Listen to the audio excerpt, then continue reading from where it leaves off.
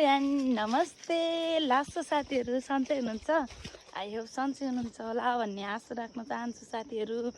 आज पनि मेरो डेली भ्लगमा यहाँहरू सबैजनालाई स्वागत गर्न चाहन्छु। हामीले चाहिँ तरकारी खाजाहरू लिएर हिँडेको साथीहरू, किनकि हाम्रो आज रोपाइ छ। रोपाइ भएको हुनाले चाहिँ खाजा बोकेर हिँडेको। आँप पनि छ साथीहरू, आँप पनि छ। अनि अहिले त अब लिचीको सिजन भएर होला, जताततै लिची नै लिची हो, खाजामै लिची।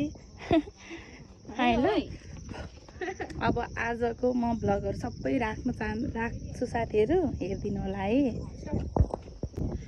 हाम्रो खेतको नजारा यस्तो छ साथीहरू। खेत चाहिँ उता हो के हो फुपू, कस्तो हुँदैछ काम लास्ट के साथीहरू। आमा कसरी रोप्ने होला आज, हातले छुक धान रोप्दाखेरि त पानी परेको मौसम पो बबाल हुन्छ नि होइन। घाम लाग्यो भने के गर्नु, घाम त बेसी लागेको छ साथीहरू। राम्रो म त काली भइसके होइन होला है। कति धेरै पसिना आएको यार, कस्तो गाह्रो यस्तो गाह्रो छ होइन गाइज साथीहरू। अनि म त कति टलक्कै टल्केको त पसिना नि यति धेरै आएको कि गाइज। यस्तो वनको बाटो हिँड्नुपर्छ है हामी चाहिँ। के गर्नु गाह्रो छ, किसानी हुनलाई होइन, गरी खानलाई अलिक गाह्रै छ। यति बसी खानुभन्दा होइन, पूर्णिमालाई चाहिँ गाह्रै भएर होला, मलाई चाहिँ होइन के। कस्तो हुँदैछ आजको रोपाइ, कस्तो हुँदैछ भने रासी के भन्नु न, भन्नु कस्तो हुँदैछ हो र।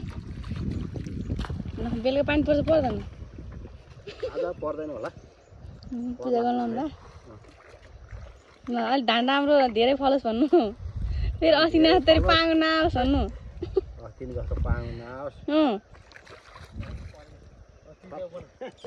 होइन पूर्णिमा आजको रोपाइ कस्तो लाग्दैछ होइन होला है। यता हेर न यार, यस्तो लाज मानेको नयाँ बेहुरी यस्तो लाज मान्नुहुन्छ। यता हेर न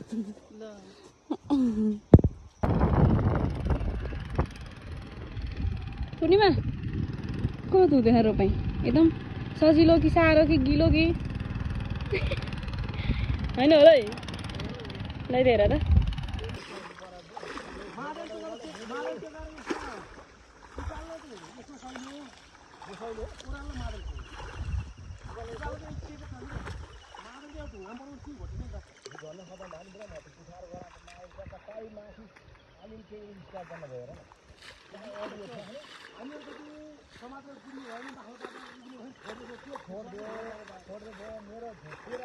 काजी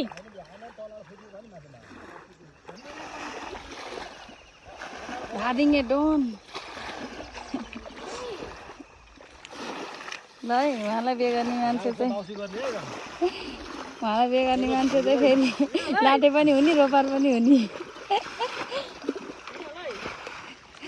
पढाखेरि धान रोप्दा हामीले चाहिँ हिलो खेलिराखेको थियौँ साथीहरू। एकदम मजा भइरहेको थियो। अरू दिदीहरू चाहिँ खासै रोमान्टिक नै रहेनछ कि, बुढी भएर होला सायद। फुपू र म चाहिँ लास्ट इन्जोयको साथ हिलो खेल्दै रोपाइ गर्दै मजा लिँदै हाम्रो चाहिँ दिन त्यसै कटिरहेको थियो साथीहरू। गाह्रो त भएकै नै थियो, तर इन्जोय चाहिँ कति धेरै भइरहेको थियो कि किनकि हाम्रो म्याच हुन्छ क्या, सबै कुराहरू म्याच हुन्छ नि त। अनि त्यो भएको हुनाले पनि हामीलाई काम गर्न पनि सजिलो भइरहेको थियो, अनि जिस्किन पनि चल्न पनि एकदम म्याचिङ भएको हुनाले पनि टाइम चाहिँ एकदम बब्बाल पाराले कटिरहेको थियो के साथीहरू। जहाँ जुन अवस्थामा भए पनि साथी मिल्ने अथवा एकदम ह्याप्पी हुने खालको के, जस्तो आफू त्यस्तै खालको साथी भयो भने चाहिँ जहाँ पनि कस्तो बवाल मजा आउने के है। तर मलाई चाहिँ प्रायः जस्तो त्यस्तै भेटिराखेको हुन्छ उहाँ नाताले चाहिँ मेरो फुपू। तर साथीमा चाहिँ साथीको रूपमा चाहिँ हामी लास्टै मिल्ने के फेरि।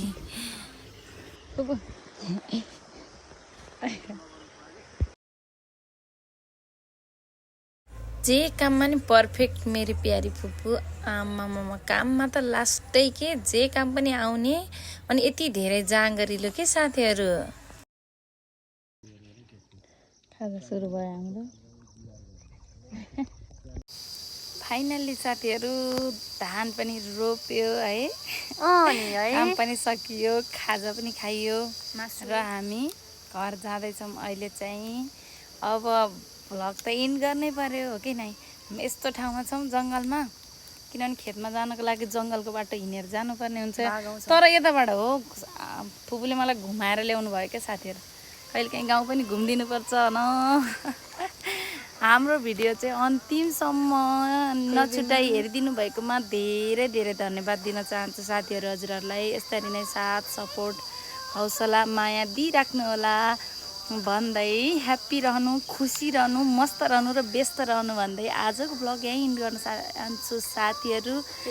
लभ यु अल, बाई साथीहरू, बाई बाई।